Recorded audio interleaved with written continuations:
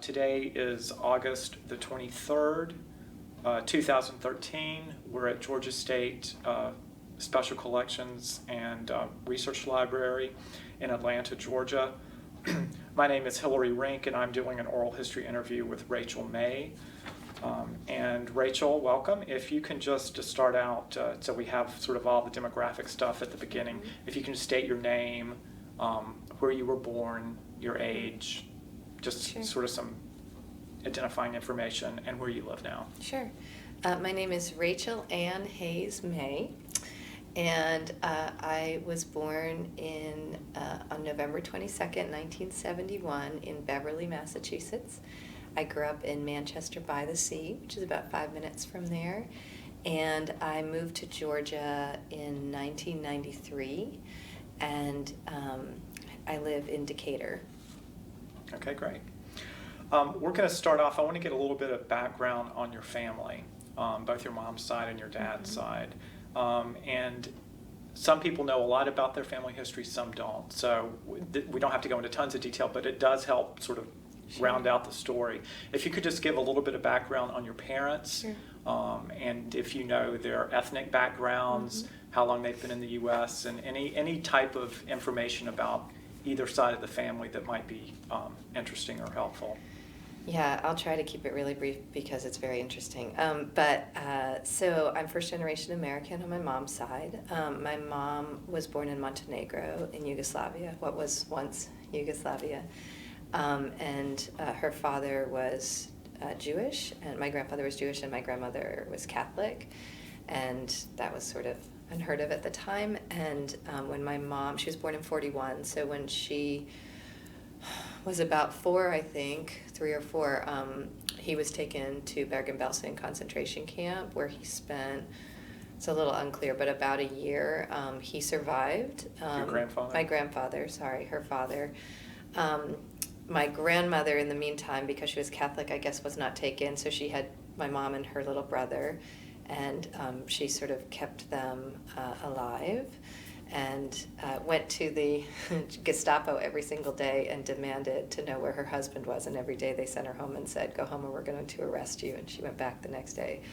She is 100.5, almost 101 now, and is still the same battle axe. This is my grandmother, Gertrude Russo. And the war ended, the camps were liberated. My grandfather was still just barely alive. And just a tiny tidbit, when the door was kicked in to the infirmary where he was, and it was the soldiers who were liberating the camp, he looked up, and one of the soldiers was a man that he had grown up with, like on the same street in his little town. And it was one of those sort of amazing events in the world that don't make any sense unless you believe in this sort of connectedness. So anyway, he got out, he found them, they went and lived in Israel for a year, and then they went to Montreal, and he converted to Catholicism, I think to protect his family. And my mom grew up there. She went to McGill for dental school. My father, I'll tell his story in a minute, but was at McGill doing his final years of medical school, and they met. She was very perky, long, blonde-haired, only woman in the dental school, and he thought she was awfully cute, and he brought her back to the States. So that's how they came together. My dad is actually is very American. He's from Lexington, Mass., the heart of the Revolution, and his parents, his mom was actually from Scotland, Loch Lomond, Scotland, I believe. So she was first generation, he was first generation American. His dad I never met. He died before I was born, but I think he was just from the States. I don't know his history as well. So yeah, that's where they all are from. So your parents met at McGill then, and did they get married in Canada, or did they come to the U.S. to get married? It's a good question. I don't know where they got married. I've seen the pictures, but I'm not sure. They might have gotten married in Montreal. That's a good question. I'll have to ask. Okay. I don't know. And then my dad was finishing, part of how he paid for school, medical school, was through the Navy. And so it was then, late 60s, and Vietnam War was happening, and he received his papers of where he was being sent, and he came home and said to my mom, "I'm going to Vietnam because it was such and such beach." And then he looked further and found out it was Hawaii. So my dad bears a lot of guilt around that, actually. But he did, he was one of the doctors in Hawaii who was taking care of the families and the soldiers who were coming back. And so he and my mom lived there for a couple of years. My older sister was born there. Oh, wow. So that's where they sort of got their start. Wow. So he learned to surf then. So then what took them to Massachusetts? I think that's because where my dad was from. I think that's why they came back to there. We had family there, and his brothers were there. And I don't know why they didn't go back to Canada. I mean, I guess once they were in the States, they just wanted, my mom wanted to stay in the States. So he just went back to where his family was. Okay. So then talk about your immediate family. You said sister. How many brothers, how many sisters, etc.? Also a complicated story. So my dad and my mom had my older sister, Jessica, and I. And then they divorced when I was 1.5 years. And then my dad and my stepmother, Nancy, got married when I was 4. And when I was 9, they had twin daughters, my little sisters, who are Vanessa and Leah, who I guess are technically my half-sisters, but we don't go by that. Right. So I'm sort of the youngest of my mom's and the middle of my dad's kids. And my mom has been with her partner, husband, person since I was in college, so 23 years or something. And talk about growing up. Were you mainly with one parent versus the other? Yeah. Did you go back and forth? My parents, if you have to get divorced, which I hate and is horrible, I think they did it as best you possibly can. They were always extremely civil with each other and ultimately became good friends again. My stepmother and my mom were very friendly, and then my dad and my stepmother divorced when I was 25 years into their marriage. But we're still close with her, and so they were always very close. We lived with my mom full time, but my dad was always within a half an hour of us, and we were there on the weekends, or we were there part of every week. So we've always been very close with both parents, even though they've been split. And my little sister just had her first baby, and at the birth was my older sister was the doula. My dad was there with his girlfriend partner Bonnie. My stepmother Nancy was there with her partner. So everybody was there and sending messages. And my mom was all in the mix, and they were all sort of. My little sisters call my mom their stepmom, which doesn't make any sense, but they're close with her too. So it's sort of a mishmash. But wow. Which when my husband and I met, Daniel comes from people who have been married for 40 years and a very specific church community, and my family was startling to him, to say the least. So we were Northerners, and we were loud, and we were Yugoslavs, and we were, there was just so much. And then there's all the, now which parent is this? And our kids now, they're like, so who is Grampy with Bonnie, and then Nana's with Ken, and then so it's sort of complicated to help people figure it out when they're new to it. So. Talk about your siblings growing up. Were you close? Did you do a lot together? Did you tend to be loners? Yeah, it's a good question. My older sister, Jess, we were together all the time, so she'll probably contest this, but she didn't like me a whole lot when we were growing up. We think later she sort of figured out that I came along just before the split happened with my parents, so I think in her little kid brain there was some attachment to I came and then they split, so... we were close, we played together all the time and stuff, but I think there was a little bit of a reserve for her in terms of that. But as adults, we're super, super close. And my little sisters, because they were, again, Jesse's 10 years older than them, 11 years older than them, and I'm 9 years older. So, there's a little bit of a division there, and they always say that we formed them. We were their cool influences. We were in high school when they were 5 or 6, and so. But we're also very, very close now, all the 4 of us. We were actually all just in Martha's Vineyard together and had a really great time. So there's a lot of closeness, even though it's, again, sort of strange pathway to get there. Mm-hmm. Talk a little bit about growing up, school. Did you go to public school, private school? Did you like school? Talk a little bit about your childhood. Yeah, so I grew up in this little tiny town called Manchester by the Sea, And it's exactly what you would imagine. It's a New England postcard. There's like a little white church with a steeple in the center of town on a little green, and then there's boats in the harbor, and it's 6,000 people roughly. Everybody knows everyone. You go to school with the same people from kindergarten through 12th grade.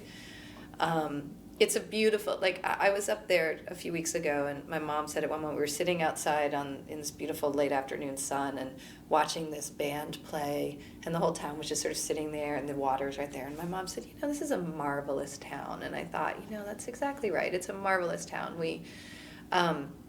It's got all the little small town things where everybody knows everybody, but it's safe. And I mean, my mother still to this day never locks her door. She never locks her car anywhere. My sister and her both still live in that town. I loved school. And answer to that question, I'm a huge school nerd, so I loved going to school. I've always loved being engaged in things,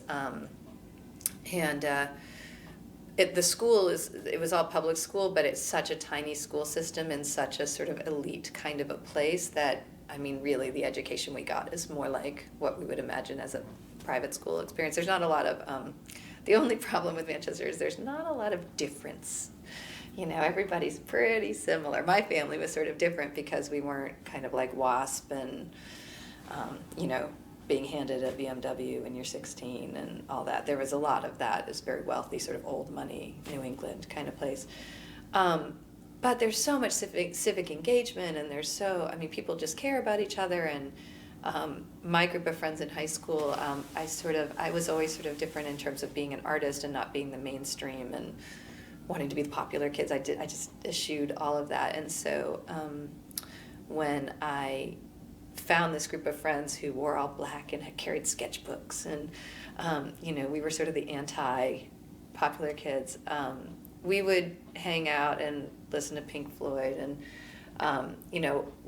walk to the beach at 3:00 in the morning blowing bubbles, and the cops would stop us and be like, "Are you drinking?" And we're like, "We don't drink," So it was great. It's a great town to grow up in because you're really safe, and I can't tell you of a crime that's ever been committed. Surely there's been some, but so my mom felt really safe knowing that her daughter was hanging out in so-and-so's house, and we were sitting and watching movies and eating popcorn, and so it's a really lovely place in that way. And I love going back there because it's so small town Americana, and you wave at everybody because you know them all. Right. So it's nice.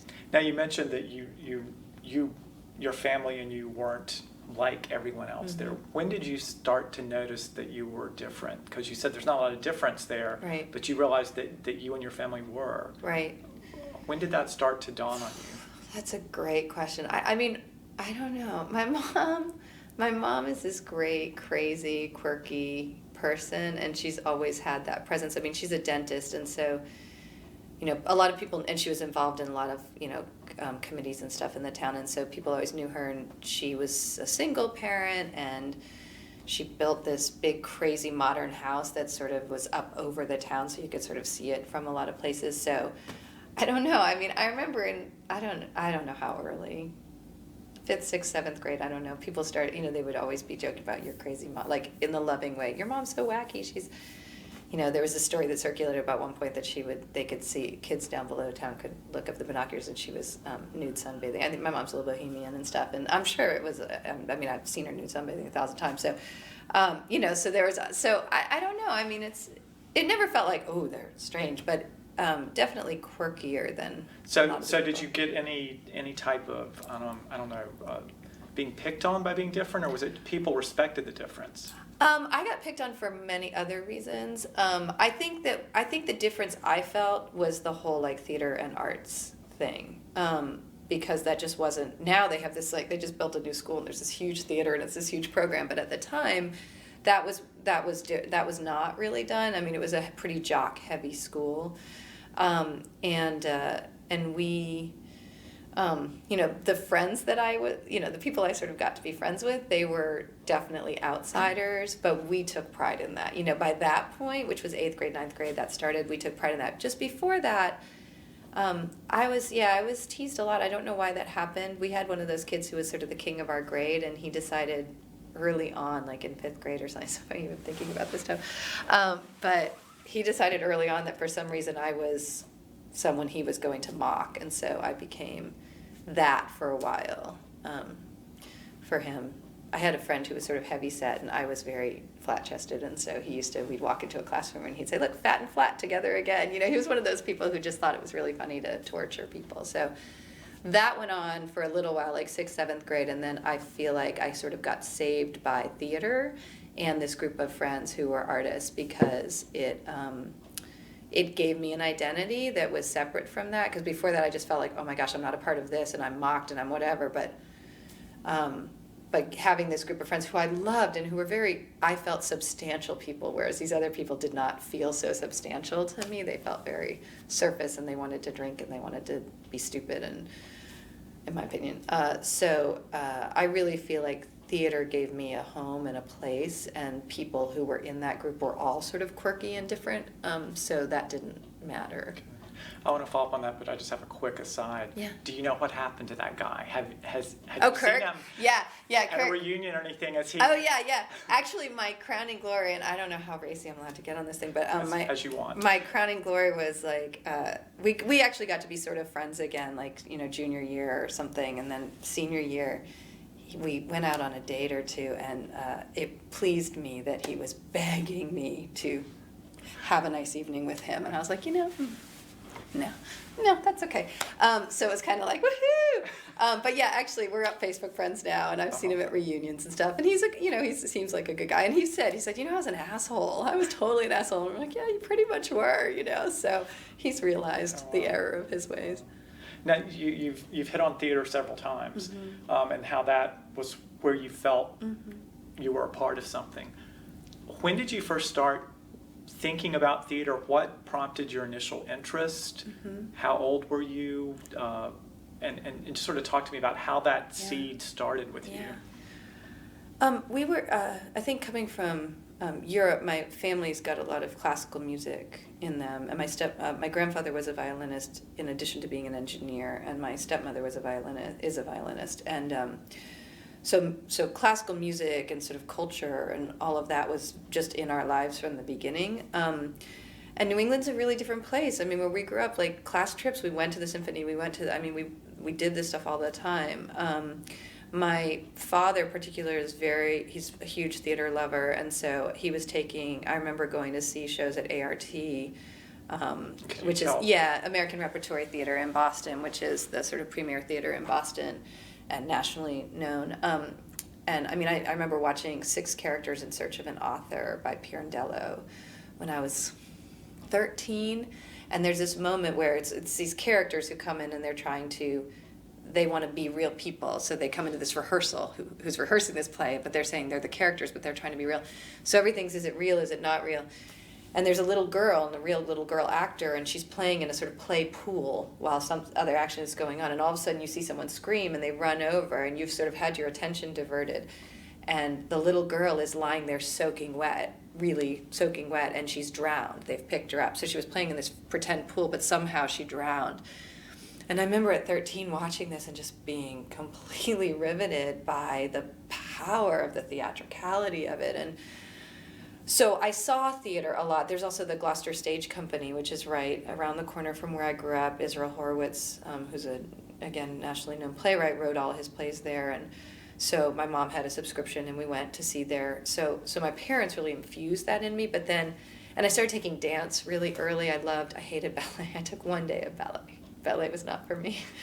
I'm not a hit the pose kind of person. I'm a transitions kind of person. So I did jazz, I did tap. Later in college, I did modern, which is really sort of where my spirit lies in terms of dance. And so I did a lot of dance, and that was great. And then there's this amazing program that used to be in Manchester called Summer Show, and these people started it a long, long time ago. And every summer they get kids age 12 to 21 for the whole summer, and you rehearse every night for the entire summer.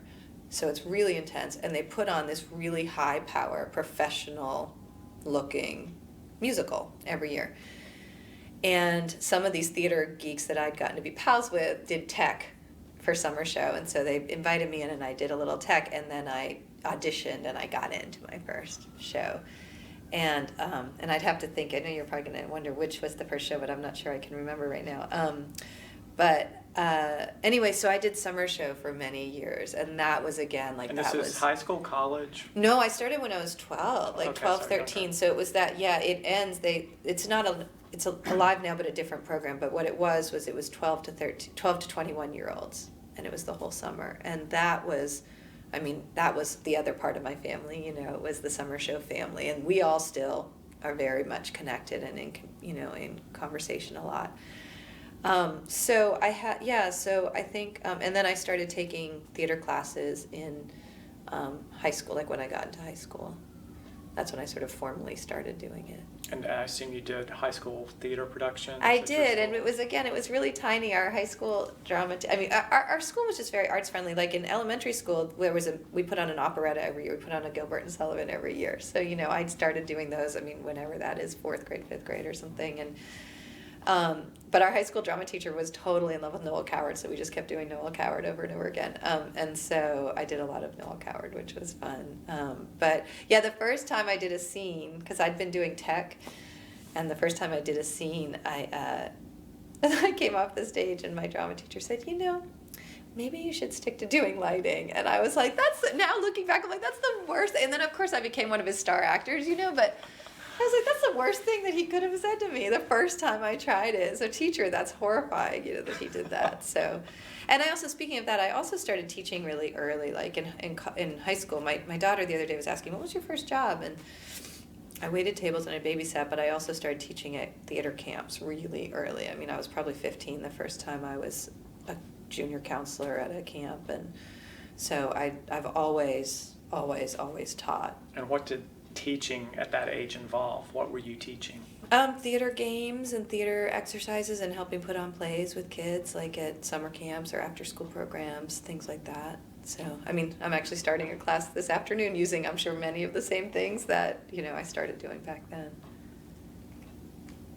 So, where in this process did it occur to you, hey, maybe this is where my life is going, or this may be a career? Or at this point, had you not even broached that thought?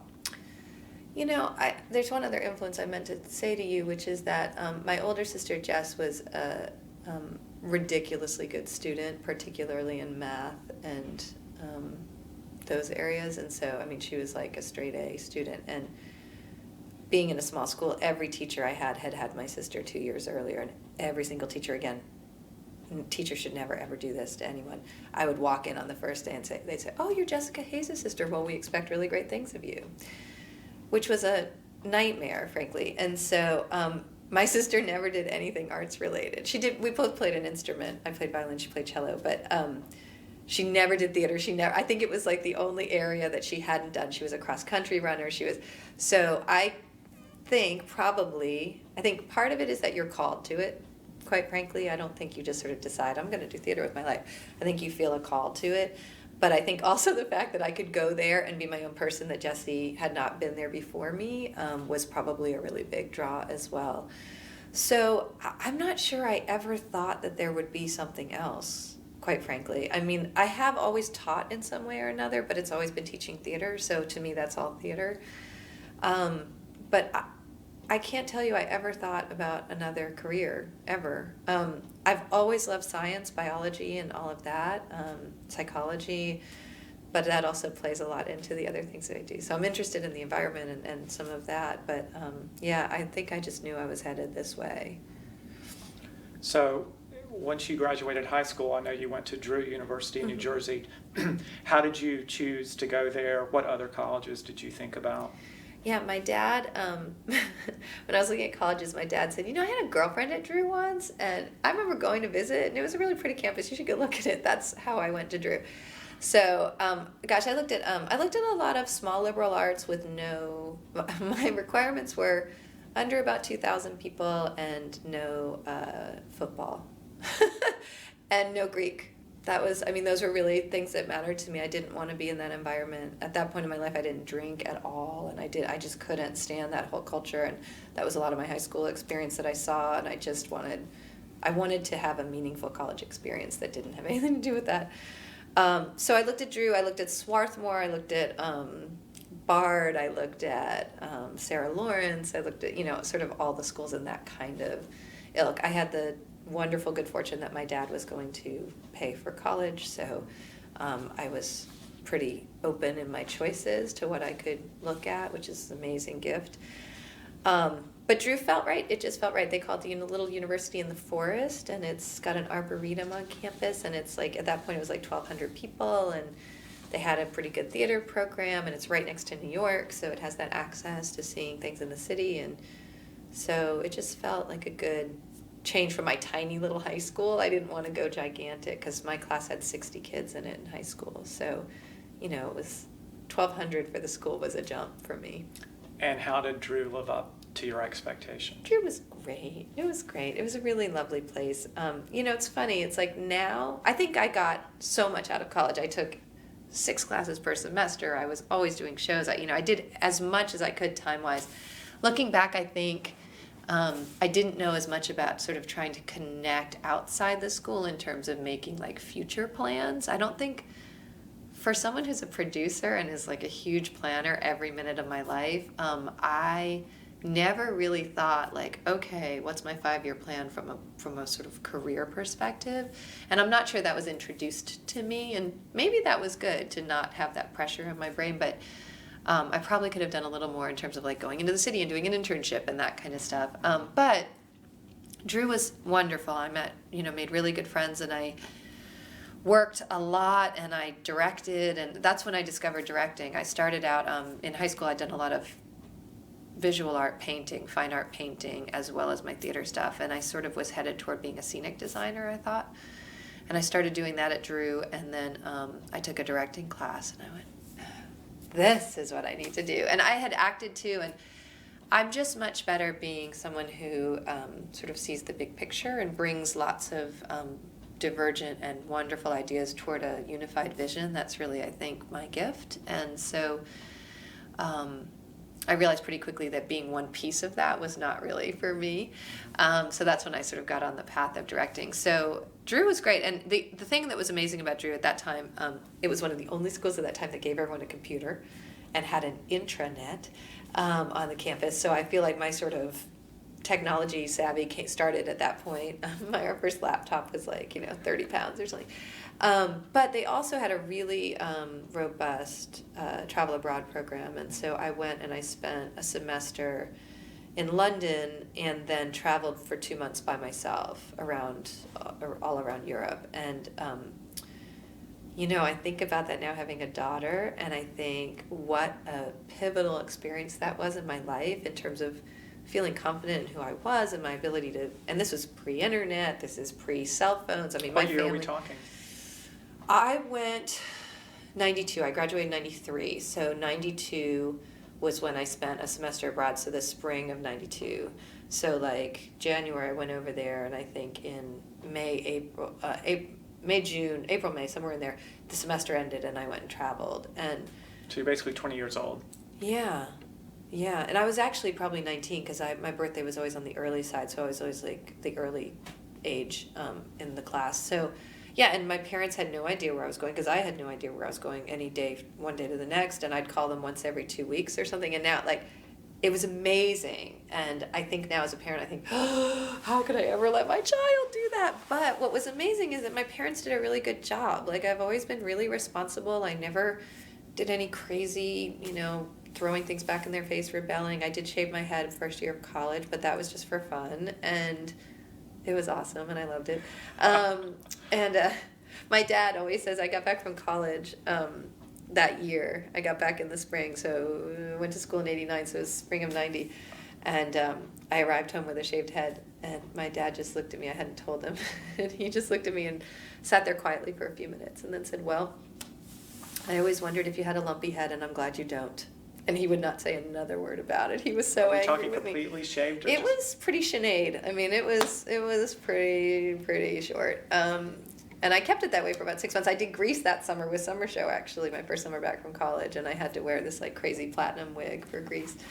But anyway, so Drew was great in that way because it did give me a tremendous amount of theater experience, and it was I liked that it was sort of a generalist theater degree. It wasn't you had to, it wasn't a conservatory program, which I'm really against, because I wanted to be taking biology and statistics and 4 theater classes. I didn't want, and I think it's really important if you're going to be a theater artist to be knowledgeable about the rest of the world and reflect the world. And I think a lot of my sort of desire to build community and be involved in social issues and all of that was inspired by having all those other influences and not just learning theater exclusively.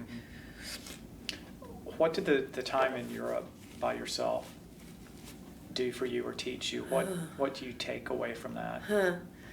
Well, I think that just the doing of it, is a big part of it. I planned it, and I was on my own, and I kept myself safe. And, I had a couple of tricky experiences, nothing major, but where people could have, done something to me. And I learned I could meet, having grown up in such a small community, knowing everyone, I didn't know how to meet people until I went to college. Like, that's the first time when I went to college, my parents left me in college, and that was the first time I'd ever been somewhere where I didn't know anybody in my life. And so, so I had a couple years at Drew to do that, but then just traveling and just being in a train station and walking up to a group of people with backpacks going, anyone speak English? And just suddenly you're traveling with them for 4 days. So I think it just gave me a sense of confidence, gave me a sense of perspective on the world. I mean, I traveled a lot because my mom is from Yugoslavia. We'd been to Austria, we'd been to Yugoslavia, we'd been to Mexico, we traveled a lot as kids. We were very fortunate in that way. But just doing it myself and getting a sense of what the world is and what other people's perspectives are. And I actually had this whole plan when I came back that I was going to do like the South Africans and like the Canadians and like so many, and the Aussies, a lot of the Aussies and the New Zealanders, they all take a year off, after college, and they spend a year traveling. And I had this whole plan when I came back, and I was like, that's what I'm going to do. And I told my family, I'm like, I'm going to get one of those backpacks, and I'll be gone for a year. And that didn't happen. There's some very specific reasons that didn't happen. Okay. So. Now, one thing I want to probe on, because you mentioned it, and in reading through some of your background, and based on my knowledge of synchronicity, I know that in addition to theater in and of itself being important to you, the fact that you see the whole issue of theater or art and social action aligning or building on each other. When did this dovetailing of those two interests of yours come about, and how did that come about? I just think that's part of my DNA, and I credit that to my family. I think that's one of those places that I felt different as a kid, in that, and this is being slightly judgmental of the people I grew up around. They were all lovely people, but there was often a feeling of entitlement with a lot of those folks, and things were given to them a lot. And my parents were always very specific, even though they had a lot of means. My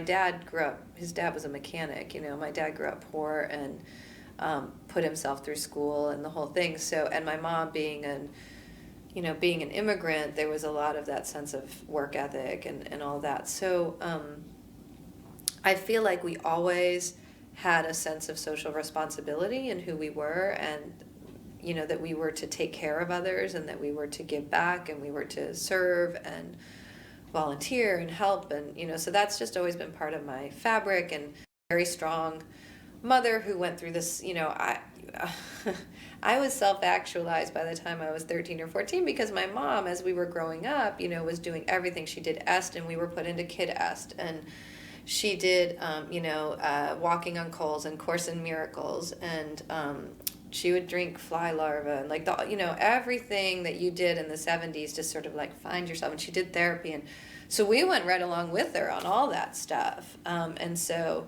I think there was always a sense that we're part of something bigger. It's not just about you. It's not, just as part of my makeup. And so those are the stories I've been interested in, and I think I've always felt slightly guilty that I had so much privilege growing up, and that I didn't have anything really ultimately very bad happen. And so that has propelled me into a sense that I have been given that, and so how can I help give that stability, that love, that understanding to others, which is where some of the work with Playmaking for Girls and that stuff comes from. I just want to follow up on one thing. You said your mom, as she was going through these different Yeah. things in the 70s, movements, Yeah. all this other stuff, and you were sort of brought along.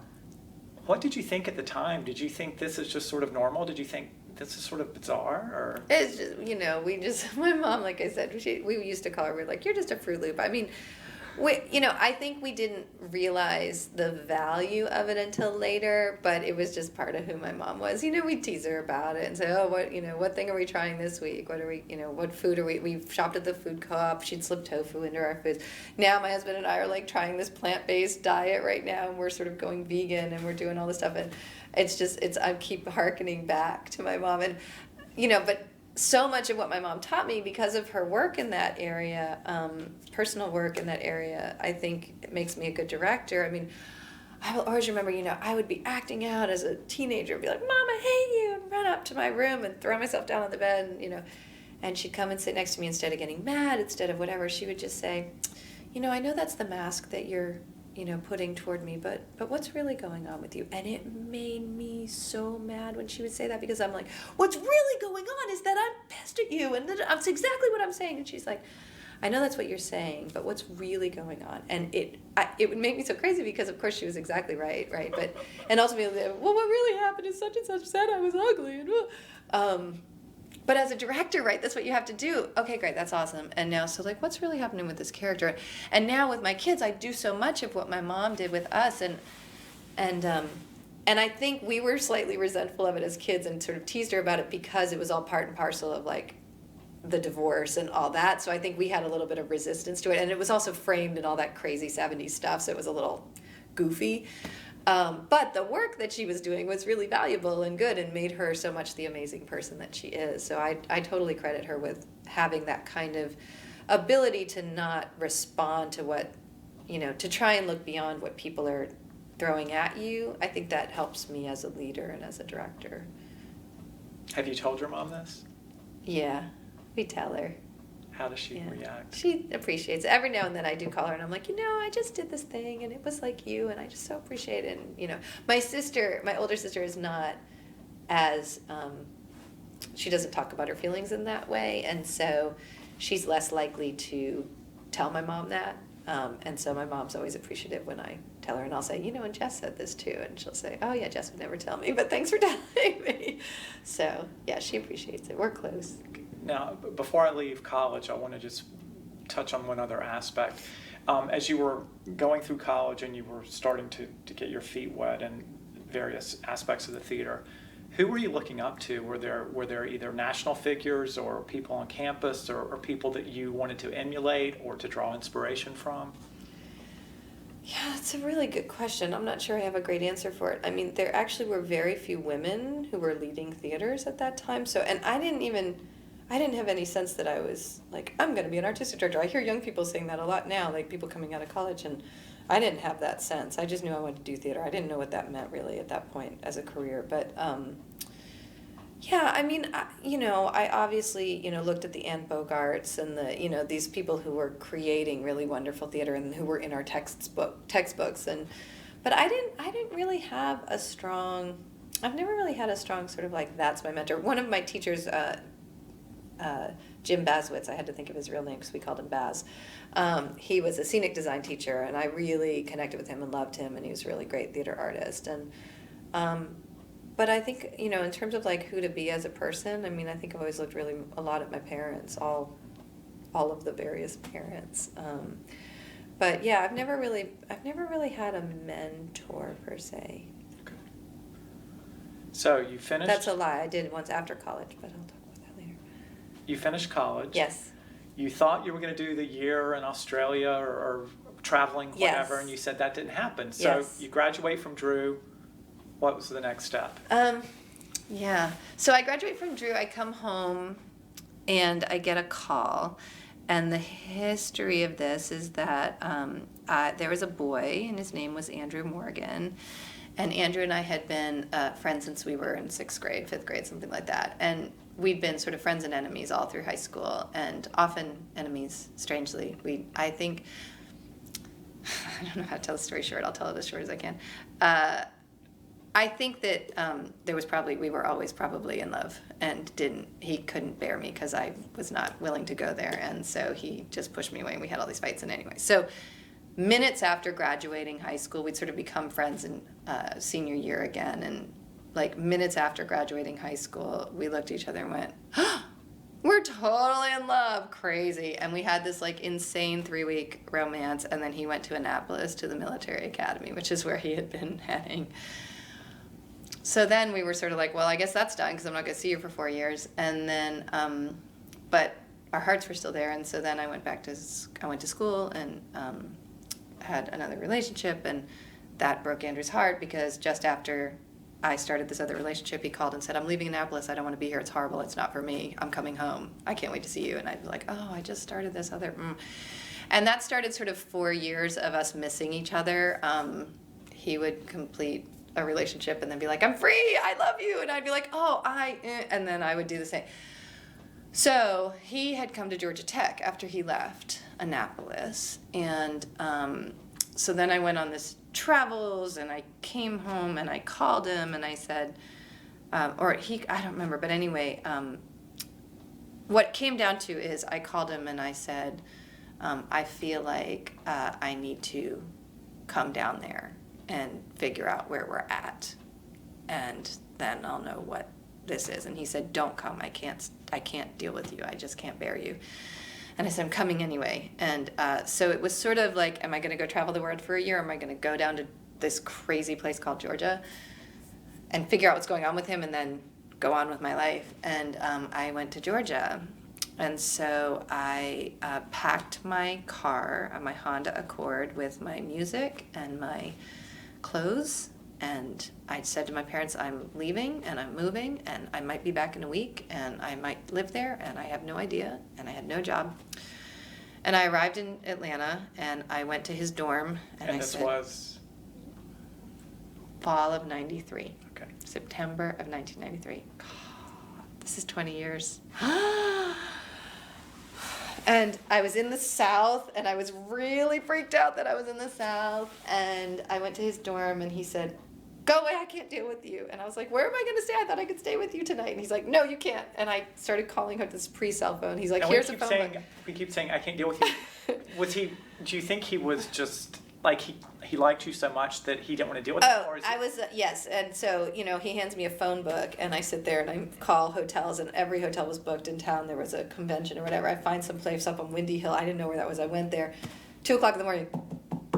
He's like, I love you so much. So, yeah, it was, and so we just had this very tumultuous, and Andrew and I it was always clear to us that we were either going to get married and be together forever, or we were going to kill each other. And what we ultimately did was we kind of killed each other. I mean, in metaphorical terms, not in any physical terms, but we just kept missing each other, and it was a very passionate and confused and difficult relationship. And so then I found a place to live, and I got a waiting tables job, and I, started trying to figure out why I was in Georgia, and we were sort of together and not, and together and not, and my parents. And he was in school at Georgia Tech? He was at Georgia Tech. Well, he had just finished school, and then he was working as an RA. He had sort of stayed on to work there, and so then I just thought, why am I here? And then I started looking around at the theaters, and I started trying to get some work in theater, and then that just started to happen. And how long did the relationship, the on again, off again with Andrew continue? A long time. Well, I got married to my husband in 97. So God, these times are so weird. So I think what happened is Andrew and I were on and off for a year and a half, 2 years. And then right around that time, my husband Daniel and I met. And then we had, I don't know, I think we got married a year and a half after we met. So, which was in fall of 97, which is also the year that I founded Synchronicity. So was the eventual breaking with Andrew due to meeting Daniel, or had that already happened? Oh God, Andrew and I broke up so many times. Yeah, I mean, I think we just ultimately finally came to a place where it wasn't healthy for us. And I think that was probably around the time. I know that Daniel met him, and I know that Daniel was not a big fan of his because he didn't like sort of how he had been with me. Andrew was a good guy, just we were either a perfect match or a really bad match. Are you still in touch? He actually passed away 2 or 3 years ago. Yeah, he went out kind of the way I would have expected. He died in a motorcycle accident. So, yeah, we had actually reconnected a little before that, and I'm glad we did, because we had a chance to sort of talk about some of the craziness, and, I was we find out how he was doing. And had he ever married? Or? He hadn't. I kind of think that, I think that was his path. Like, we were that path, and then I found another path that was more right, and he didn't. Wow. Another one of my only other loves of my life just died this spring, actually, so it's sort of strange that that's happening. Wow. Yeah, but anyway. So where did you said you eventually got a place to live here in Atlanta. What part of town were you living in? What did you think, because that was one of my interesting things to me about you, is coming from Massachusetts and coming to the South. What were your initial thoughts? How did what you experienced compare to what you had anticipated? Yeah. And where were you living? Sort of what was some of your initial interactions with Atlanta as a place? Yeah. Gosh, there were a lot. I mean, I got a little place within a few days. It was a little sort of tiny guest house cabin behind a house in Decatur on South Columbia Drive. And my town that I grew up in I always call it Whitey Whiteville. I mean, there were 5, in my entire high school or school experience, there were 5 kids who were non-white, and they were all adopted by white families. There were like 2 Asian girls and 3 black kids, and they were all in white families. So when I came to the South, that was a huge, school was a little bit more diverse, college, but that was a huge thing. And I lived on South Columbia Drive, so I was shopping, my grocery store was down on Memorial Drive. And I'm walking around, and A, I can't speak Southern, and B, I can't speak old African-American Southern, and I'm shopping with all old African-American people, and these lovely grandmothers and stuff are talking to me, and I had no idea what they were saying half the time, and I felt really stupid. And I went to the thrift stores down there to buy all the stuff for my house, my new little house, and these men would say something to me when I had this couch I'm trying to, and eventually someone nice would come over and go, he's saying he'll drive it up to your house for $10. I'm like, great, sold, go. And I literally couldn't understand anything anyone was saying to me. So that was a whole other experience for me.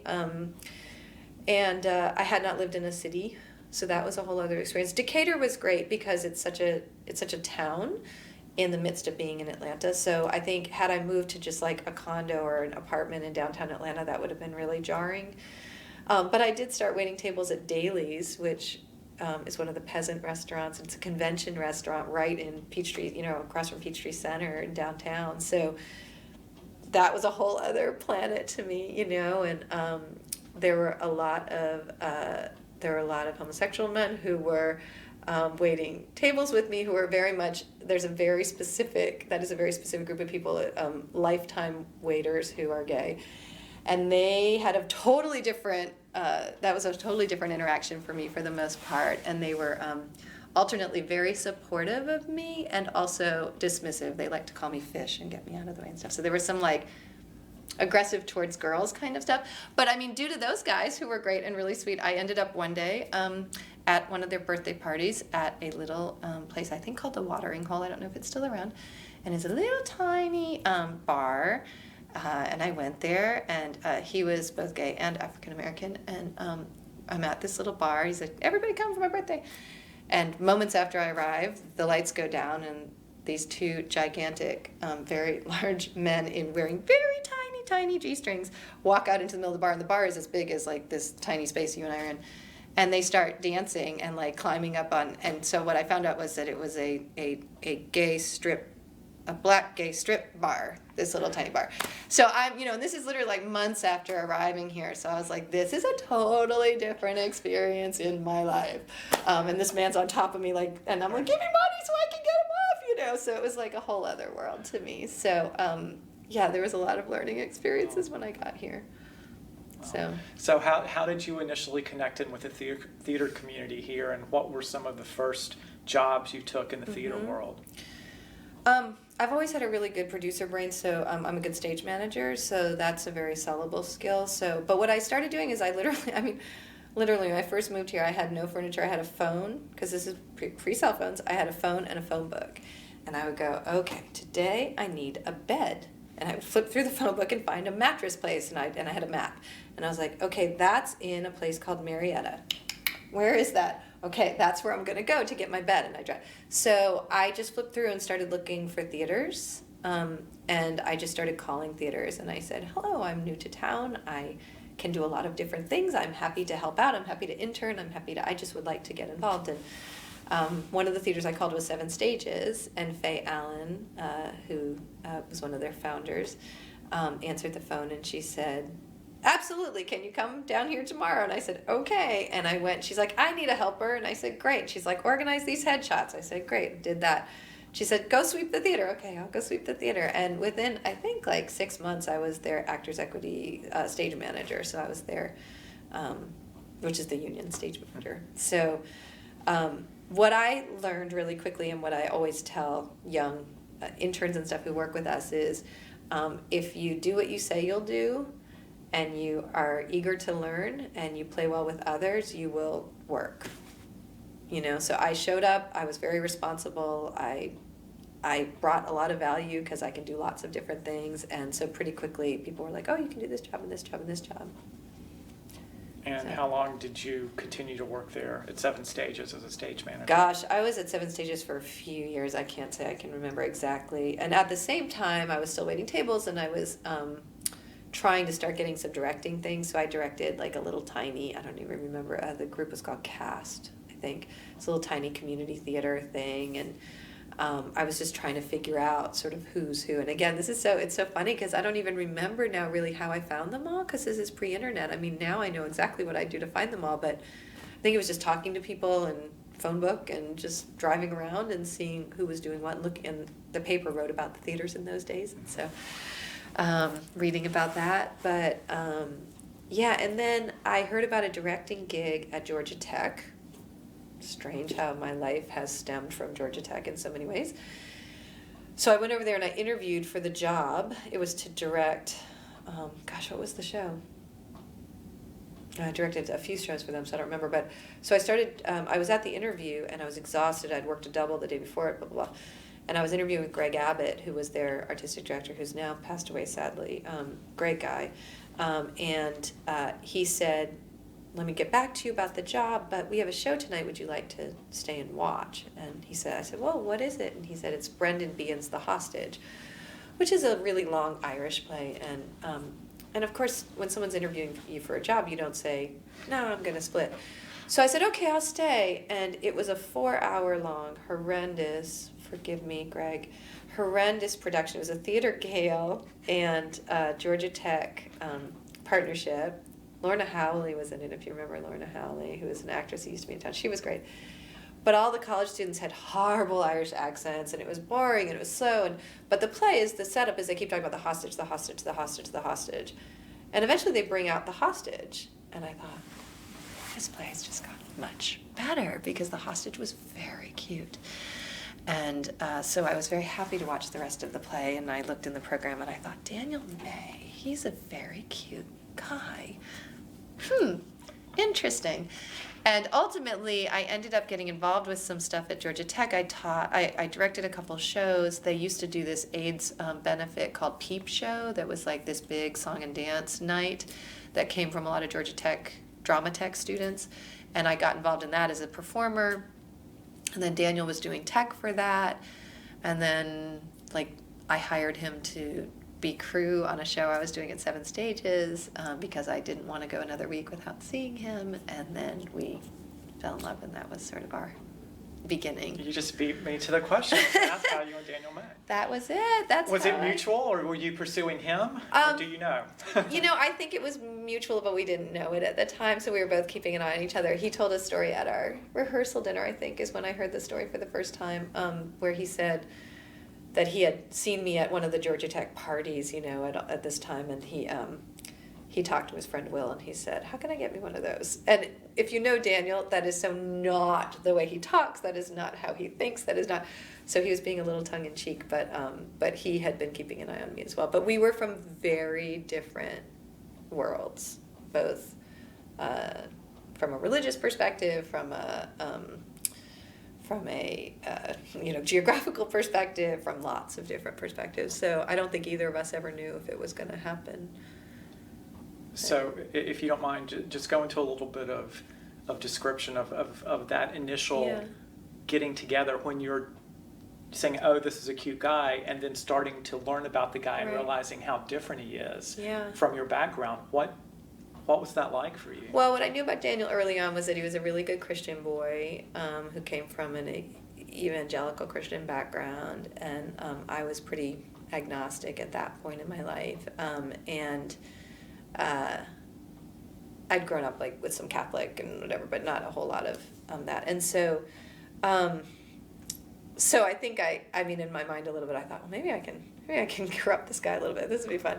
Because I had a very different experience from that. And I knew that he hadn't dated much and he hadn't done any of that. So, and I don't know what he thought of me. I think he thought I was a mystery. But we really hit it off. And it's funny, I found a journal years ago now, I mean, like just a few years ago. And it had something I'd written in 2 weeks after we'd met. It said, I know this is crazy, but I'm going to marry this guy. And I don't even remember having written that. But I think we always just felt like we were being, at the time I would not have said this, but we were being put together, that there was a plan for us. And we were together for a good bit, 6 months, 8 months or something. And then Daniel, we broke up because we still had very different values in terms of faith. And I know, crazy as it sounds, and it's crazy to my family, it's crazy to me too. I actually came to a place where I started to believe and became a Christian, and that was a huge surprise to me because I've always been very, very against that, and very aggressively against that. So it's one of those things that is even hard to explain to myself, but it's true for me. And so a while after that happened, we came back together and we got married. Wow. Yeah, it's weird. So it's still to this day, it's weird. It's a great story, though. Let me see where I want to go. So many places. So many places. So you and Daniel married in '97. Yes. And I know that you founded Synchronicity Performance Group, as it was called at the time. Yes. Now Synchronicity Theater, roughly the same time. Talk to me a little bit about the chronology, because that seems like a lot to be going on all in the same year. Yeah. And talk to me a little bit about how you came to the decision that, hey, I want to be in theater, but I don't want to just work for other people. I want to start my own. Sure. It was a lot in that same year. I've never slept a whole lot, so I would like to, but I've just worked a lot. So it was a lot. I mean, I was waiting tables, and then I would go to a theater rehearsal, and then, so there was always a ton going on. So I had met a number of people. I'd met Julie Oceans, and I'd met Hope Merlis, who I'd gotten to be friends with, and Michelle Pierce, and we were all sort of working around each other in different places, and just around the theater community. And Michelle actually called a meeting together with about 20 young artists, and she actually held up a piece of paper that said synchronicity on it, and it said, from Jung, it said, a meaningful coincidence. And she said, I think we should start a group called Synchronicity, and we should start doing plays. And we were all like, that sounds great, because at that time it was really a feeling of, we had all this passion, we had all this, there wasn't really any avenue for us. So, there weren't that many, there were the bigger theaters, but there weren't really, at that point, Dad's Garage was sort of just starting to get started. There was no push, there was no Synchronicity, there was no Out of Hand.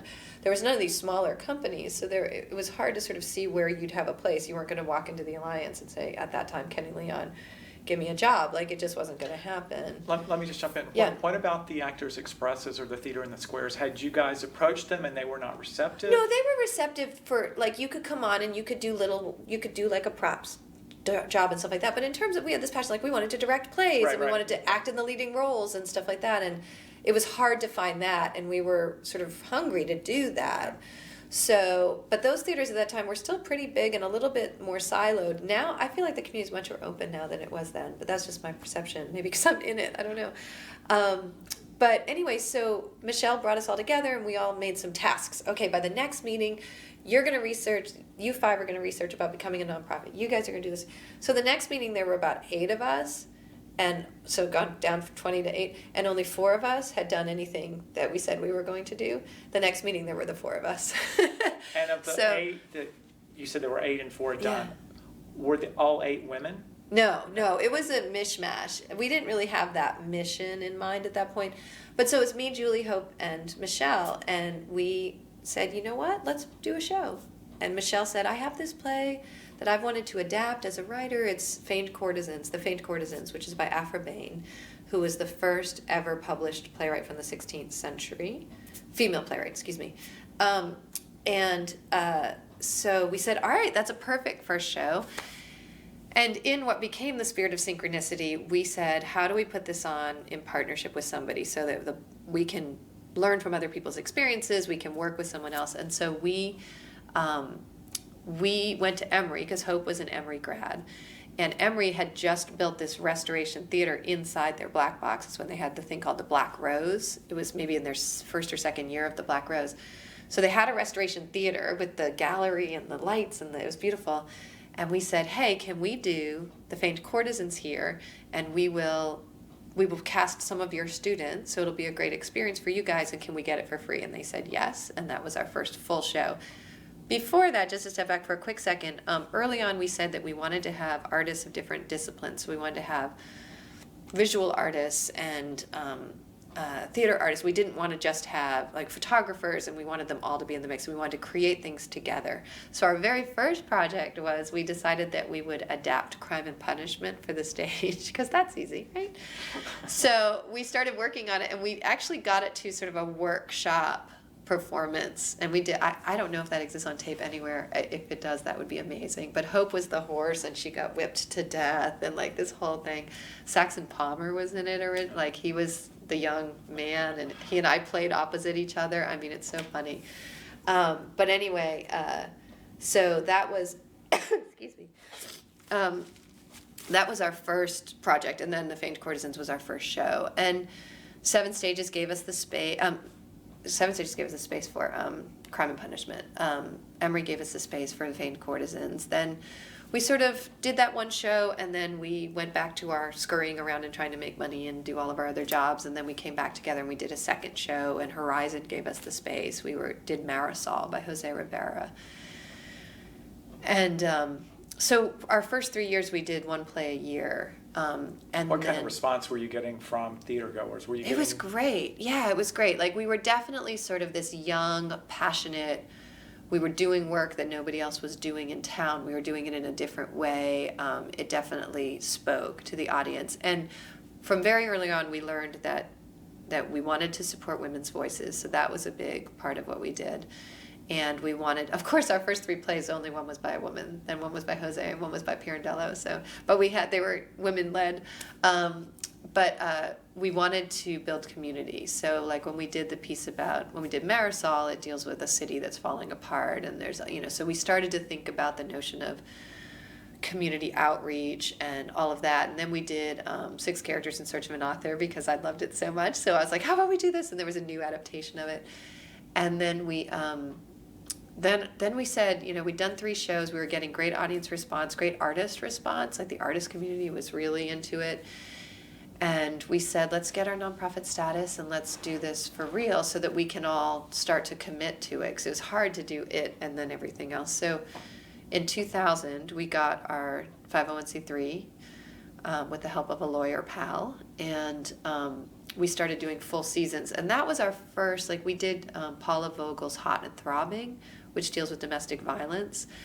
And that was our first real partnership. We went ahead and we partnered with 2 domestic violence agencies, and we had some educational materials and stuff for the audience, and that was when we started figuring that out. And then we also, sort of in Atlanta, we started with another company in Atlanta, something that's been big in Atlanta for many years. We started the 24-hour plays with a film group, which was friends of ours, called...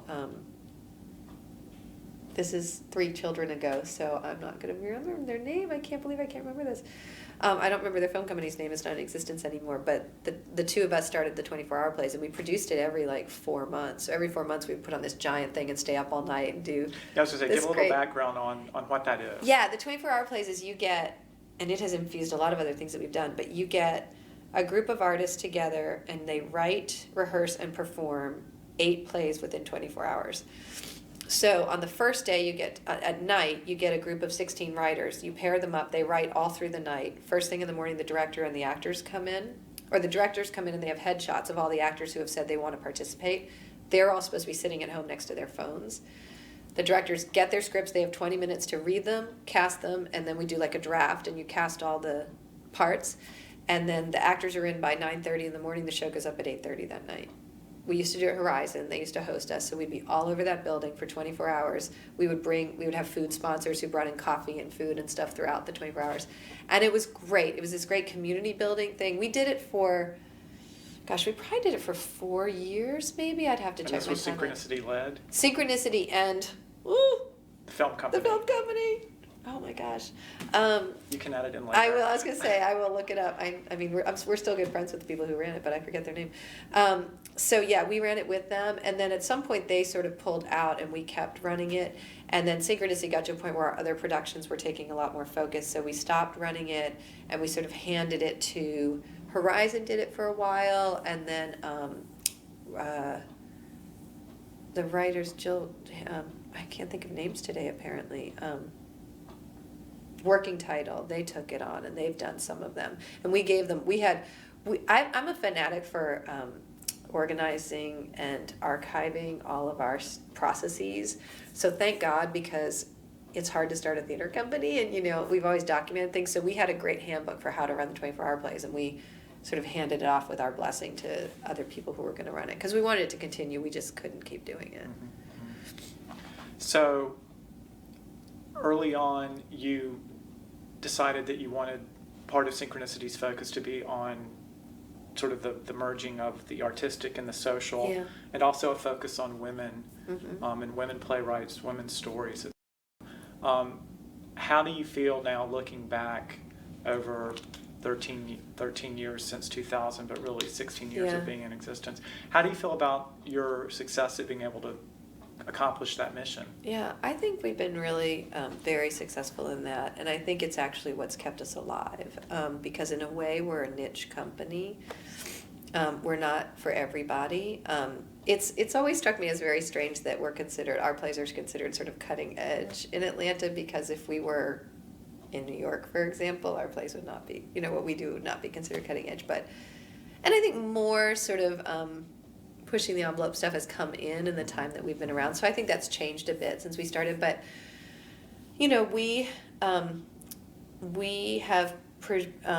we've produced about 85% of the plays that we've produced are by female playwrights. So we have stayed very true to that mission of bringing women's voices forward.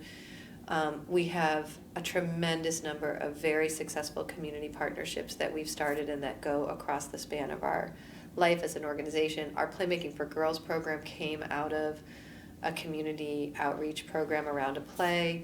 And so we really, I think, have been very true to it. And I feel like in the couple of times that we've veered off our mission slightly because of financial concerns or, that sort of thing, that's when we've been not successful. So it's been really clear to me that having a clear and specific mission and really committing to that with full throttle is what makes us most successful. Talk to me a little bit about one of the times that you veered from your mission and how it didn't work out. Yeah, I think there have just been a couple of times that, especially like right when the recession hit, that the company, the board, the leadership of the company, we all got scared and risk averse, and maybe made choices about projects because we thought that they would be more financially successful. And I'm all for choosing projects so that they're financially successful, but they have to be something that we're passionate about, and they have to be something that fits our mission. Mm-hmm.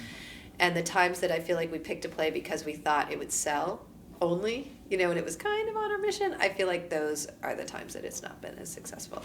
And in the early days, Michelle and Hope and Julie and I were co-producing artistic directors, so we all had an equal voice. And in those days, we all had to love a show if we were going to do it. If anyone was like, kind of pesky on it, we didn't do it. And then when Julie left, because she moved to Miami, it was just the three of us, and that held. And then right after I had my first child, 3 months before I had my first child, we decided this. Michelle and Hope decided they needed to step down. And that was what year? That was, so it would have been fall of 2006, because Harper was born in January of 2007. So, Michelle wanted a non-theater life that was simpler, because she had her own sort of family needs, and Hope wanted to go to grad school, so she went to California. So I had thought, oh great, this will be perfect. I'm going to have my baby, and these two will run the company for a little bit. I can step back, and they were like, Rach, we got to step down, and I was like, ah.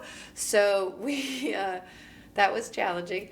And that was moments before the recession hit. So that started. What's been sort of the last 5 or 6 years has been really challenging. Like, we're finally emerging out of that a little bit, but it's been a hard go, both for me because I was adding child and then twin children to the mix. And the economy's been so difficult for everybody, and then having my partner step down. So, but at that time, what for the organization was good is that we were able to get a clearer structure, which is we went to one producing artistic director, a managing director, a development director. It just got a lot cleaner, which was helpful because then once you don't just have the founders running the company, you will have staff turnover. So people will be there for 2 or 3 years and then they'll go. And if the job descriptions are based around, Michelle does this really well, Hope does this really well, I do this really well, it's very hard to rehire a Hope, And so we really felt that it was important to have a structure that was easier for succession of different roles, and including my own if at some point I would like to do something else. So here we are basically 7 years after Hope and Michelle left. Yeah. How is the reality compared to what you were thinking or fearing back in the fall of 2006?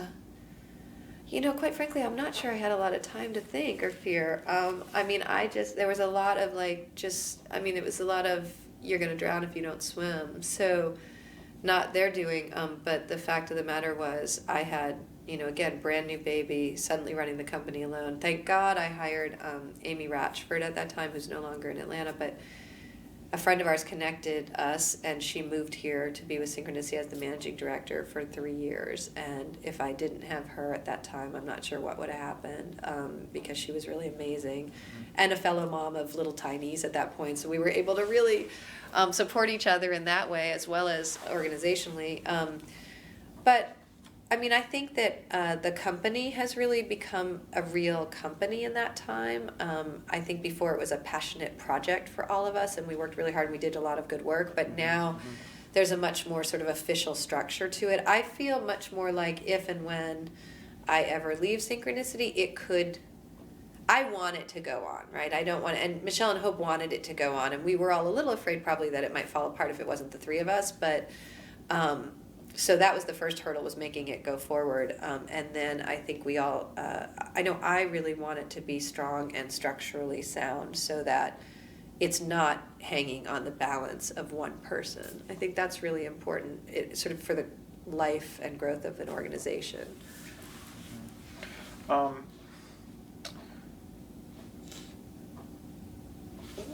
Let me stick with Synchronicity. We've got about half an hour left, and Okay. I've got a list of about 6 things I want to make sure we cover. Just to sort of stick with Synchronicity for a little bit.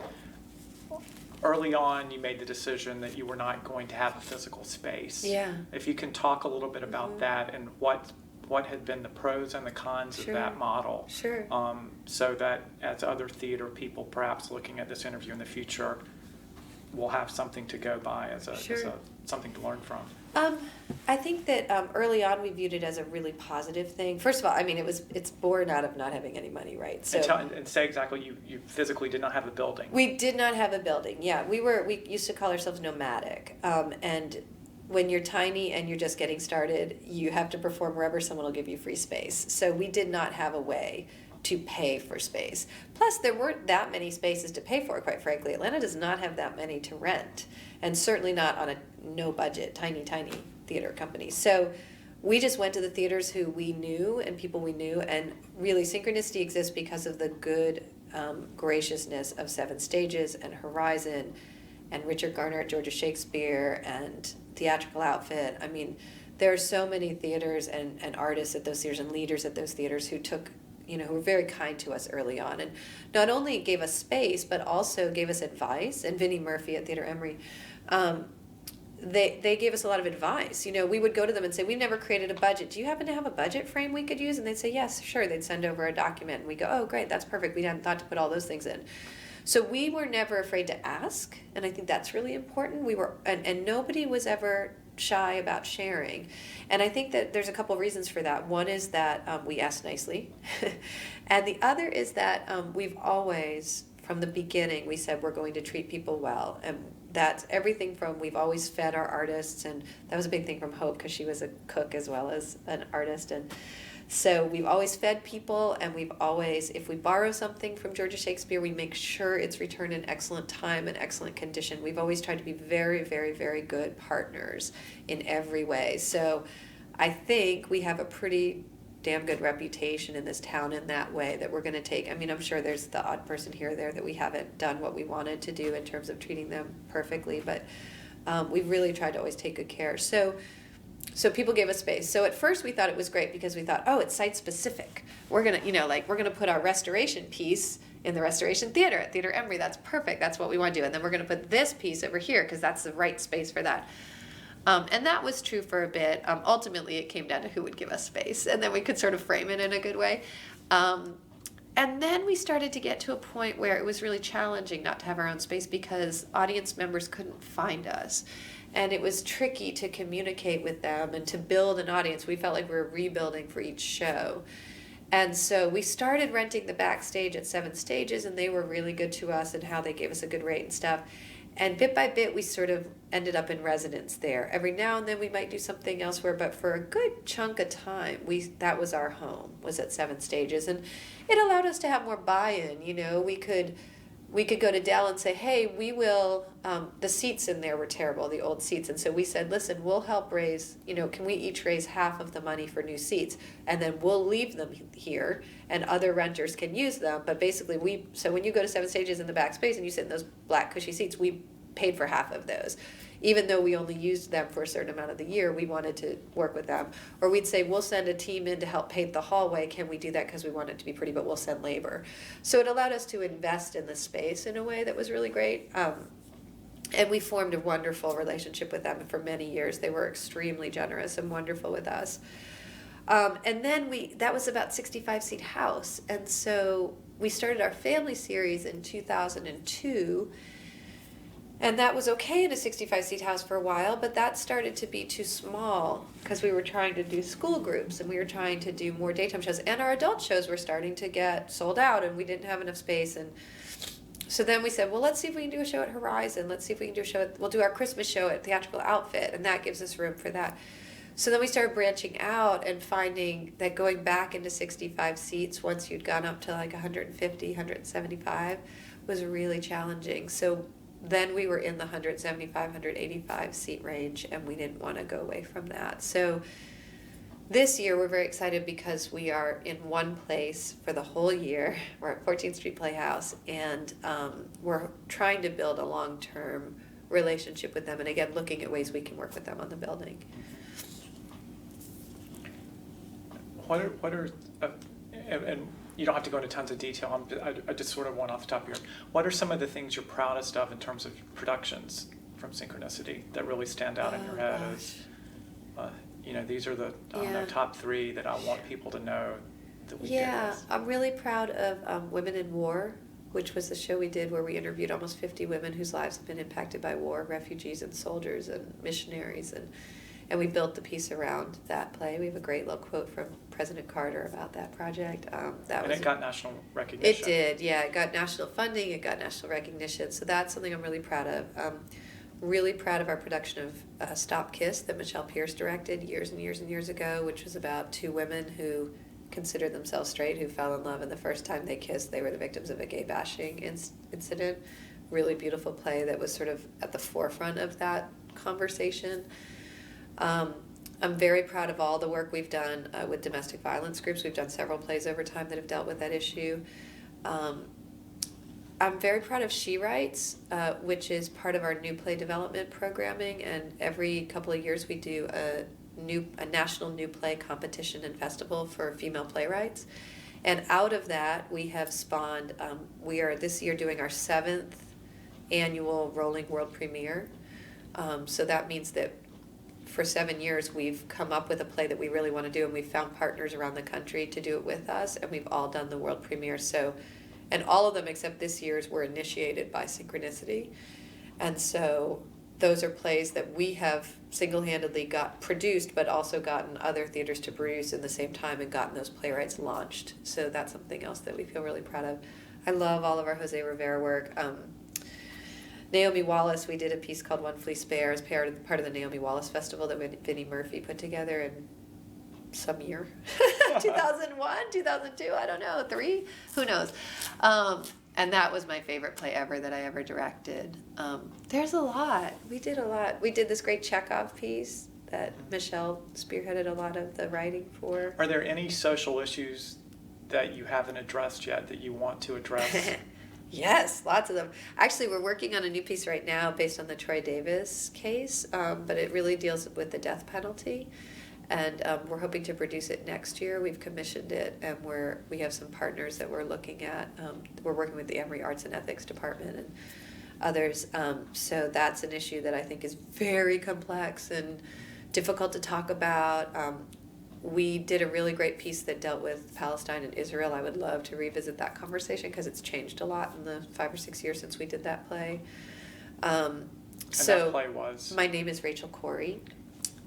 So yeah, I think I'm interested in revisiting certain conversations over time, and right now I'm very interested in figuring out a community partner plan that spans time with the same organizations, so that we don't just go to the domestic violence agencies when we're doing a play about domestic violence, but we go to them always and we say, would you like to bring the women in your shelters to see this play that doesn't have to do with domestic violence? Because you know what? They might want to see a play that doesn't have anything to do with it.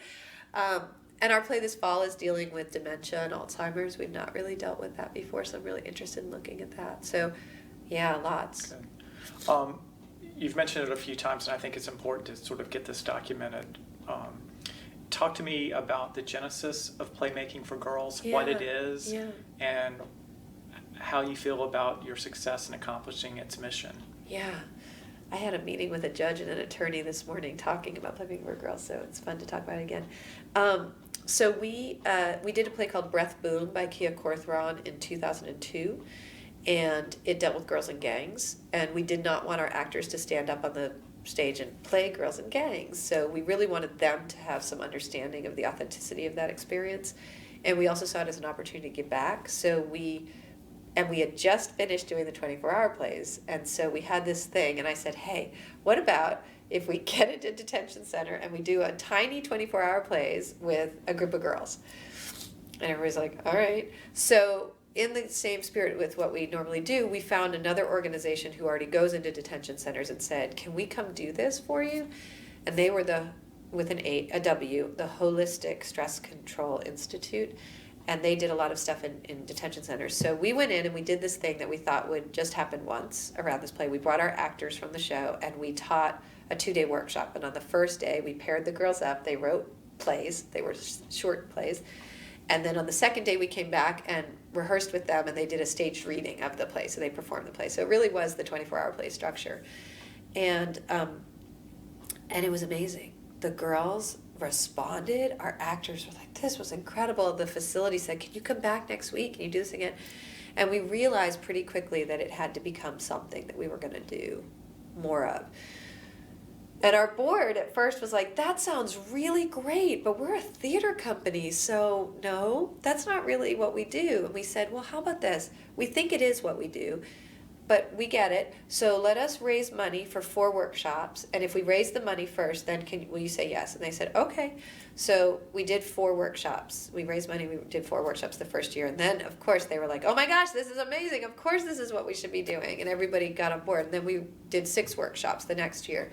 And then the next year we did, I think we might have done 6 for 2 years. Then we did 8 workshops, and we added our summer program because we realized we want to do more with them, not just these 2 days. So the summer workshop is we get girls for a week.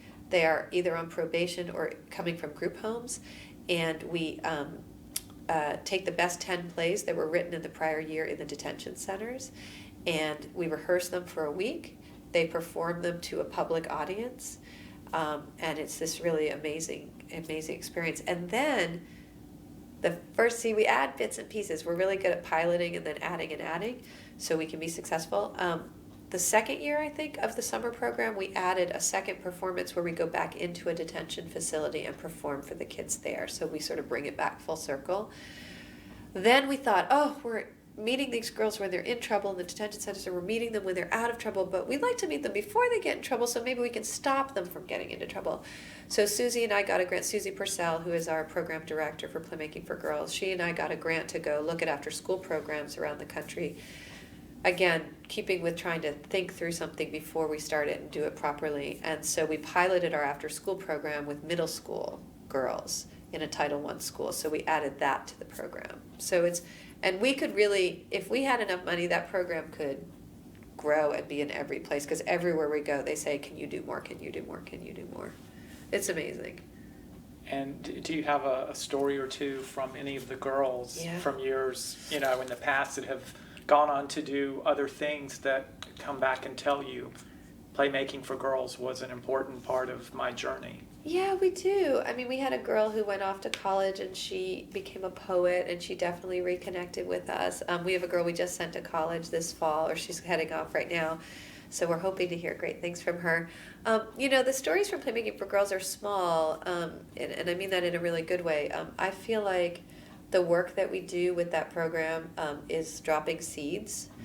And so one of the seeds that we drop is, one thing I talk about is that we were at this workshop and we paired girls up. We pair them up randomly, and so they can't choose. And we had one white girl, one black girl in a pair, and they very specifically said, I don't want to work with her because she's a white girl, she's a black girl, I don't want to work with her. She won't understand me. And so we did what we do, which was we get them talking about some things that they might have in common, and we got them writing. And then they said, okay, go away, go away. They didn't want us there anymore. So we left them to write. And at the end of the day, I went over and I said, so how'd it go? And they looked at me and they went, we learned teamwork. And I said, oh, that's great. Tell me about that. And they said, well, I didn't think she could understand me because she's a white girl. I didn't think she could understand me. She's a black girl. But then we both found out we have babies. And they wrote a play about two girls who meet in a doctor's office, and one is pregnant and one has a baby, and the other one gives her advice. And they wrote this great play. And so I feel like that's really indicative of a lot of the kind of stories we see. We really talk to them a lot about the fact that, I feel like we drop that little seed, so next time they see somebody who they may not think can understand them, they had this experience to take into that. We also teach them a lot about sticking with it, and that we're going to stick with them. A lot of these girls have been pushed out and have been abandoned and have been victimized, and we really say to them, like, we're in it. You have to follow these rules, and you have to do what you say you're going to do, but we're in it with you. And even through conflict, we work through the conflict with them, and we don't chuck them out at that point. So it's a big deal for a lot of these girls. So we have some girls who have come back to our summer program 5 or 6 years in a row. And during the year, they might lose their cell phones, live in 5 different houses, be on the run, all of that. But they've memorized Susie's phone number. And May comes around, Miss Susie starts getting calls. Miss Susie, this is Lakeisha. I want to come back and I want to do the program this summer. Where have you been? Well, I was on the street and I was this. But I remember you and I want to come back. So there's something really powerful that brings them back in every year.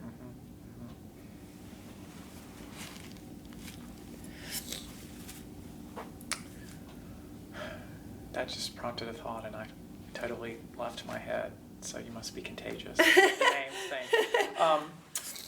Let me just backtrack, because I did, looking at your background information, one thing we didn't hit on, and I wanted to just get a little bit of information on, was the documentary films you worked on went on PBS. Yeah. That was very early in your career, and I'm curious how that came about. Right, and what they were. When I said I didn't have a mentor and then fixed that, it was that. So I'm glad you brought that back up. Yeah, in that sort of, I guess, I don't know, somewhere in that 4-year period of moving to Georgia and starting Synchronicity, but although it went over the time that I started Synchronicity, I met Carol Cassidy, and I met her because she had written a play called She Crab Soup that Zoink Productions produced, that I stage managed, and Zoink is not around anymore, and Daniel played. I was like, well, I don't remember, it must have been boyfriend. I was like, my boyfriend could play that role. He's a really good actor. And the role was, it was a play about carnivals and sideshows and stuff. And the role was a silent role, and it was the wild man of Borneo. So Daniel had to, every night, we were in this like weird place in Virginia Highlands, like down in this basement, and Daniel had to like be naked and he had like a little loincloth, and he had to put like dirt all over him and like stick fur on him, and he had to go cross through the bar every day to go to, it was ridiculous. So anyway, I stage managed, Daniel was that, but Carol was the writer of that play, and so Carol saw that I was efficient, and she said, I'm doing this documentary project for PBS called Baby Love, and it's about teen moms. And would you like to come and be a PA for me? I need a PA. Which is? Production assistant. And I said, okay, I've never done that, but sure, what do you need me to do? And that started our love affair. And so Carol and I worked together for a number of years. I was a production assistant first, which I did I was basically Carol's assistant. She was the director and producer. So anything she needed me to do. We need to buy a new camera, research new cameras. Okay, here's all the research. Okay, buy that one. Whatever needed to be done. We need to research teen pregnant girls who have had babies between 12 and 18 in Georgia, and so we can figure out who to go interview. Go find them. Okay. So I just worked alongside her in her house for years. We did Baby Love, and that was amazing. We went to New York and in Atlanta, and we interviewed girls age 12 to 18 who have babies. It's a great film. It's 100 girls we talked to. And that really tied right into the kind of work that I was very interested in doing. And how long was the film? It's about an hour long. Oh. It's a PBS hour, so it's 56:40, if I remember correctly. And so it aired on PBS? Oh, it aired a lot on PBS, yeah. It may still air periodically. And then Carol and I together put together an application for a series, which was originally going to be 6 films. It ended up getting funded for 2. And the series was about teen girls as well. And one of them was called Smile Pretty. This was also for PBS. And Smile Pretty was about teen girls and beauty pageants. And then we did Run Like a Girl, which was girl athletes, and the athletes were double Dutch jump ropers, synchronized swimmers, and rugby players. So we looked at athletes that were non-traditional athletes for girls to be in. So, and I was the co-producer and co-editor and co-everything with her on those films. So that was a big portion of my life for a while. So in 97, I know... It was, it must have been like 96, 97, 98, around that time frame, because I know that in the first couple of years of our marriage, I was gone for large chunks of time because I was gone shooting. So I know that was part of the early years of our marriage. And have you maintained a working relationship with Carol? Oh, yeah, we did for a long time. Carol's now back up in, she's in New York, New Jersey, but we still are in touch. But yeah, we worked together a lot for many years. I adore her. And she was a huge mentor for me about how to produce and how to approach sensitive communities with care, and her interviewing skills. In fact, I brought her in to train all of our artists for Women in War in the art of interviewing, because she has an excellent way of doing it. So I've learned a tremendous amount of how to do sort of documentary style work, and also how to work in different communities and how to do research. A tiny thing, Carol taught me this years ago. We were doing this beauty pageant piece, and we started the research about a month after John Bonet was killed, which was like horrific, to try and call beauty pageants and say I'm doing a story. And she said, I showed her a list of beauty pageants. She said, start with the one in Wisconsin. I said, we don't want to go to Wisconsin. We said we want to go here. She said, I know you don't want to go to Wisconsin. Start with Wisconsin, and that way you can refine your pitch. So start the furthest away from where you want to go, get 10 or so calls in, because they're going to be pushing back against you. They're going to be fighting you. So that was like great research advice. So anytime I research something, I don't call the person I want first. I call the person I want least, so that I can get my spiel down before, little things like that. That's good. Yeah. That's a good idea. One thing it came back to me, getting back to synchronicity now.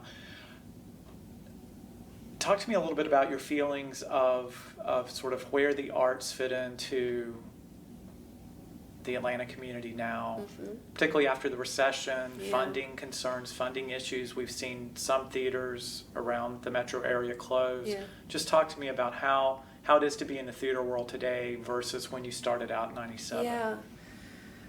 I don't know. I think we're still sort of trying to figure out what it is now.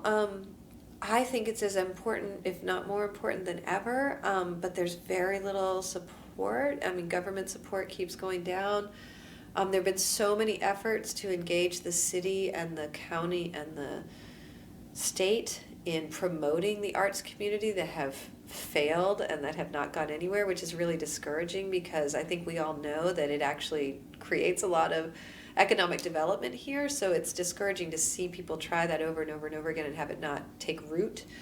And yet there are so many more companies here now, and they are surviving, and so that's got to mean there's more people going to see the work. So I think one thing I'm really proud of is that we started our family series, and there were no other theaters at that point doing like consistent family series work, and I think ours was going so well that other theaters started to copy that. So Theater in the Square, before they went under, they started a family series program soon after we did and actually hired the director we used to do a lot of the work, and the Alliance started their Theater for Youth, and so I feel like that has grown a lot. So I don't know, I feel like it's a more robust community. I think there's a lot more diversity in terms of the type of work that you can see here than when I first came.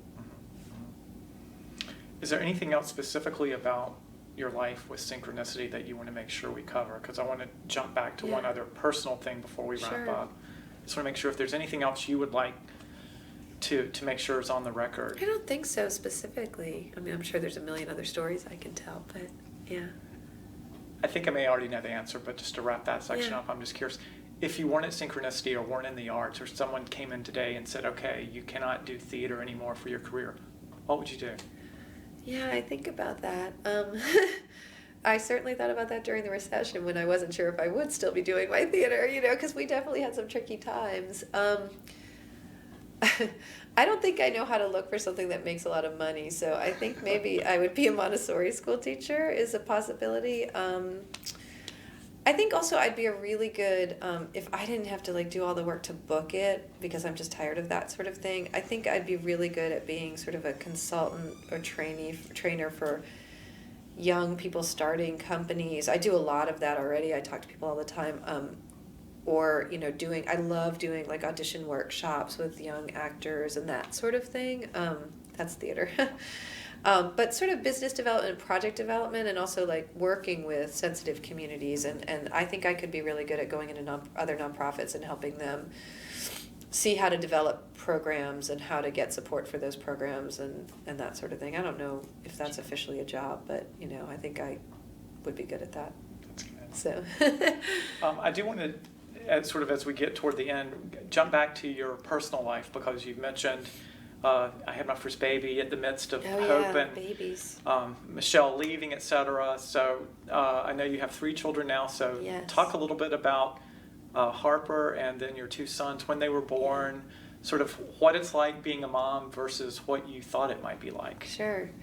Our daughter was born in January of 2007, and our twin boys were born in October of 2009, and so they're about to be 4, and they are Felix and Elijah, and they're fun. I had no idea. I've always loved kids. I've always taught kids, as I said, and I've always been a part of that world, so I didn't really have any fear about kids. I did have fear about babies because I had not had a lot of experience with babies, but my husband is the baby whisperer and is excellent with newborns, so I was very fortunate in that regard. Daniel and I were very worried before we had kids because we waited 9 years to have kids. We thought, our life's pretty cool. It's pretty nice. We can just go out. We can go have drinks. We can go, So we were very worried about how it fit into our lives.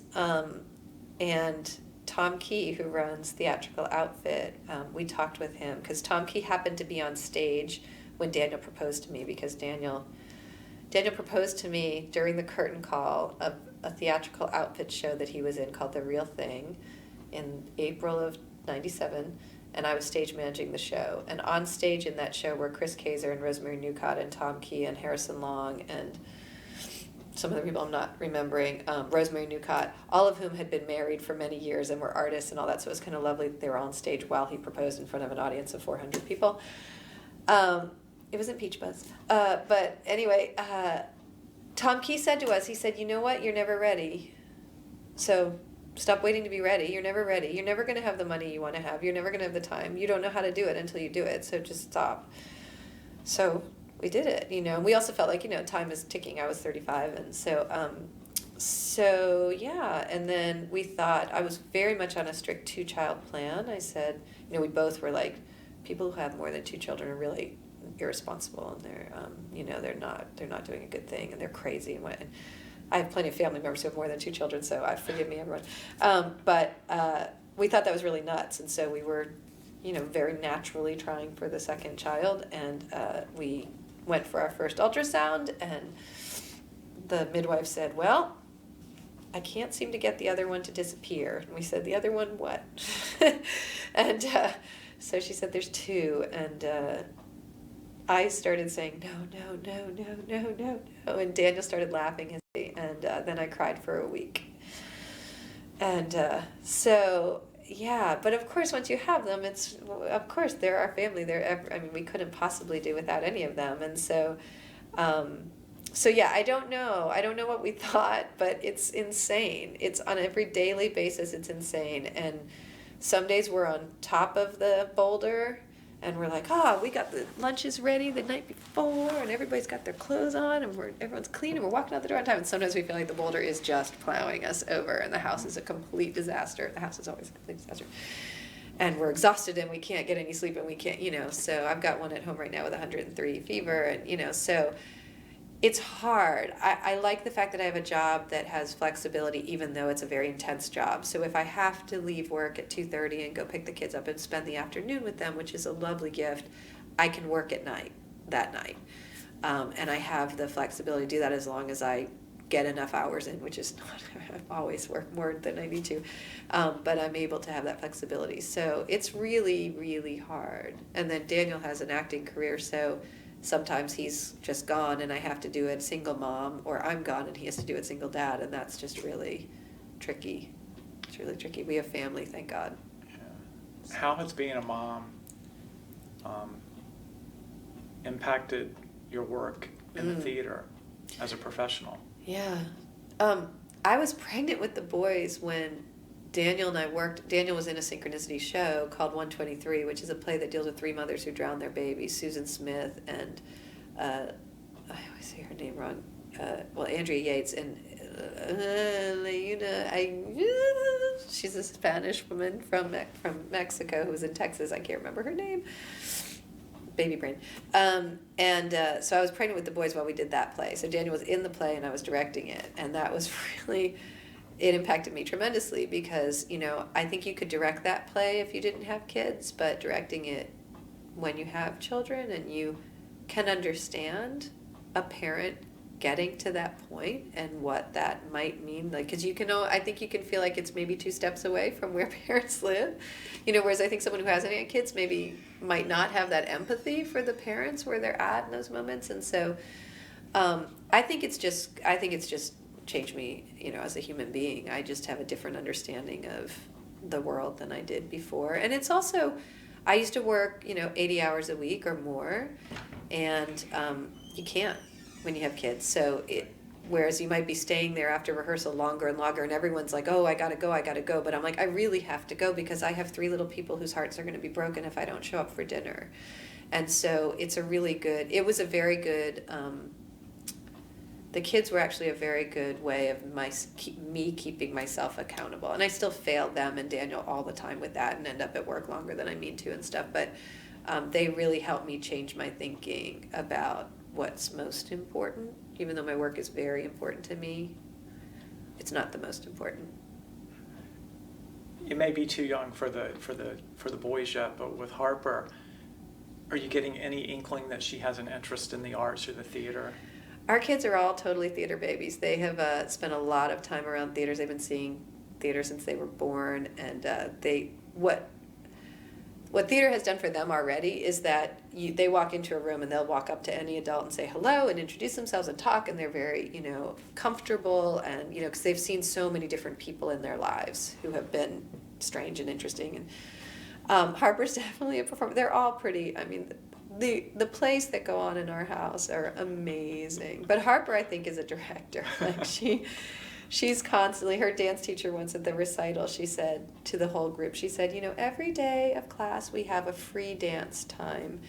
And one of our students is very good at helping all the students have a story to tell during free dance and assigns roles to them. And I was like, I wonder who the student is. She was like, this is Harper May, our little director. So yeah, I mean, she gives notes when she comes to see Synchronicity run through. She gives notes. Oh, wow. Not for the adult shows. She doesn't see those, but the kid shows.